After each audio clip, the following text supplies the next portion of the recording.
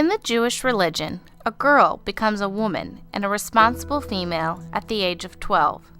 To mark this rite of passage, a young woman has a bat mitzvah ceremony. A bat mitzvah is a special event held at a synagogue during the Saturday morning service. During the bat mitzvah, the new young adult takes on the role of leader during the service, leading the Jewish community through the weekly prayers, rituals, and even reading right from the Torah.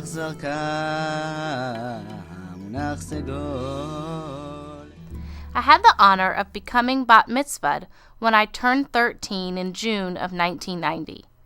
Growing up in a Jewish home and in a close Jewish community, I knew of this great privilege and responsibility from a young age. I worked towards this goal for years. While I was going to school learning to read, write, add, and subtract, I was also going to Hebrew and Sunday school. I went to Hebrew school twice a week after regular school, and then attended Sunday school on the weekend. This was a lot of school for a kid. There were many times when I wanted to skip and play sick or hang out with friends. The time spent at my synagogue was to teach me about my religion and my heritage. But most importantly, in order to excel at my bat mitzvah, I had to learn Hebrew. Hebrew is a language with its own unique letters and sounds, completely different from English. I struggled to learn this foreign, complex language. You read it from right to left. It all seemed backwards and confusing to me. What made it worse was that I had 3 boys in my class that spoke fluent Hebrew. Adi and Renan's parents were Israeli immigrants, so they spoke Hebrew at home. David's parents were South African, and they also spoke Hebrew at home. These boys were naturals and sped through the Hebrew lessons, which made it even more frustrating for me, a novice. So as the bat mitzvah year approached and the level of anxiety was intensified, because I knew these 3 boys would have their bat mitzvahs at the synagogue and show off their mastery with reading the Hebrew prayers. How could I compete with that? Or even stand up in front of my community and read from the Torah with my choppy, disfluent Hebrew?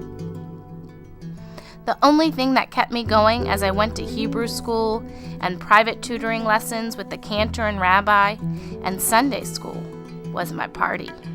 My parents were throwing a big party for me and my family and friends after the bat mitzvah ceremony. Who doesn't like a good party, especially one thrown in their honor?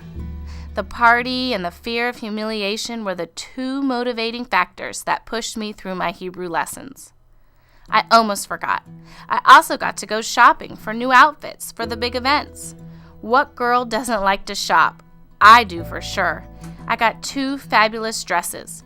One hot pink and flowered dress for the bat mitzvah ceremony, and then a peach party dress. The peach party dress had cap sleeves on the shoulder and was long with a puffy skirt that twirled as I moved and danced. The big day arrived. I took a deep breath. I put on my fabulous new dress with matching shoes, and I stepped up on the bima and sung my heart out as I read from the Torah. I did it. I accomplished my goal. It wasn't perfect, but I proved to myself and my community that I was ready to take on the responsibilities of a young adult. My family was there to toast my accomplishment. I knew that if I could accomplish this goal, I was well prepared for the many obstacles facing me ahead. Perseverance was the key, and the promise of an awesome celebration to motivate me on in the times of doubt. Now it was time to party. I took one fabulous dress off and put on one even more spectacular dress.